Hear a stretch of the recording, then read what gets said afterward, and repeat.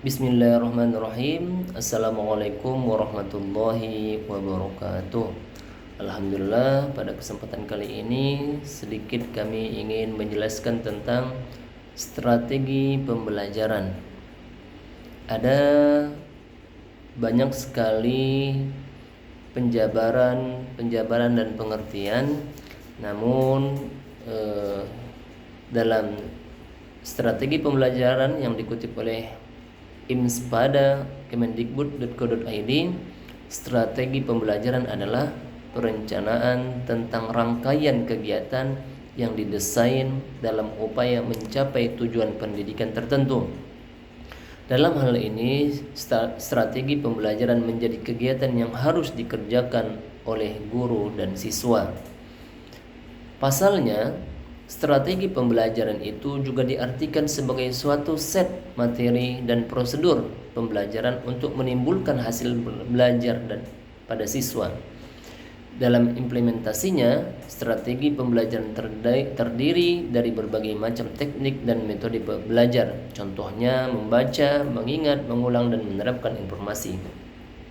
Kesimpulannya, maksud dari strategi pembelajaran merupakan rencana, tindakan, atau rangkaian kegiatan yang termasuk penggunaan metode dan pemanfaatan berbagai sumber daya dalam pembelajaran yang disusun untuk mencapai tujuan pembelajaran yang dapat dicapai secara efektif dan efisien.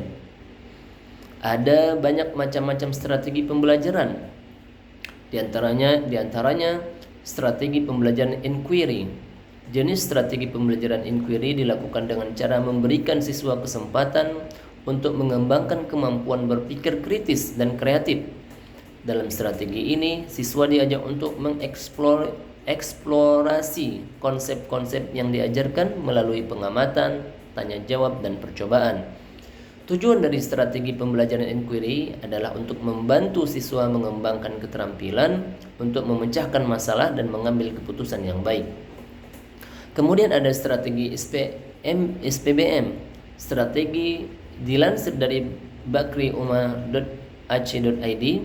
Strategi pembelajaran SPBM adalah jenis strategi pembelajaran dengan menggabungkan beberapa kegiatan pembelajaran yang memfokuskan proses pemecahan masalah ilmiah. Umumnya, SPBM didasarkan psikologi kognitif yang dibebaskan dari asumsi bahwa belajar merupakan proses mengubah perilaku melalui pengalaman. Kemudian ada juga strategi kooperasi atau DSS. Metode pembelajaran DSS adalah rangkaian kegiatan pembelajaran yang dilakukan oleh siswa dalam kelompok tertentu.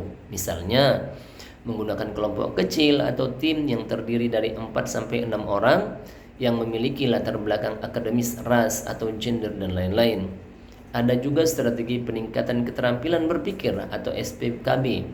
SPKB adalah model pembelajaran yang berfokus pada pengembangan kemampuan berpikir siswa dengan fakta-fakta atau pengalaman berbagai bahan untuk memecahkan masalah.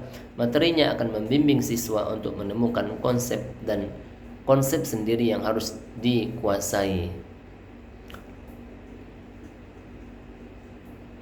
Kemudian ada juga contoh penerapan strategi pembelajaran di kelas.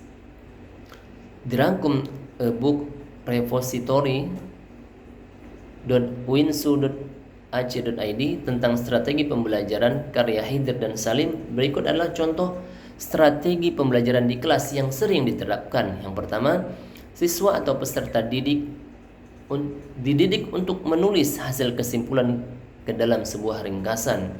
Yang kedua, peserta didik melakukan sintesis atau memadukan terhadap semua materi pembelajaran. Yang ketiga, peserta didik melakukan diskusi di dalam kelas. Kemudian yang keempat, peserta didik disuruh untuk mengamati, menggolong-golongkan, membuat dugaan, mengukur, dan menjelaskan sesuatu. Yang kelima, membentuk kelompok dan pemberian tugas kelompok. Adapun tujuan strategi pembelajaran adalah yang pertama, model pembelajaran perolehan konsep bertujuan untuk membantu siswa dalam memahami suatu konsep tertentu. Model ini bisa diterapkan untuk semua umur, mulai dari anak-anak hingga dewasa. Kemudian model pembelajaran berpikir induktif bertujuan untuk membangun mental kognitif untuk mengembangkan kemampuan berpikir. Kemudian adalah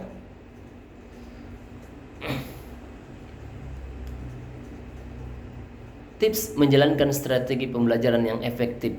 Yang pertama, melibatkan siswa dalam proses pembelajaran. Yang kedua, gunakan metode pembelajaran yang bervariasi. Yang ketiga, gunakan teknologi sebagai media pembelajaran. Yang keempat, berikan umpan balik yang konstruktif. Dan yang terakhir, picu motivasi belajar. Dalam dunia pendidikan, strategi pembelajaran yang efektif sangat penting untuk mencapai tujuan pembelajaran dan meningkatkan kualitas hasil belajar siswa. Dengan memperhatikan tips dan langkah-langkah yang tepat, pengajar dapat menentukan strategi pembelajaran yang sesuai dengan karakteristik siswa dan kemaksimalan proses pembelajaran. Wassalamualaikum warahmatullahi wabarakatuh.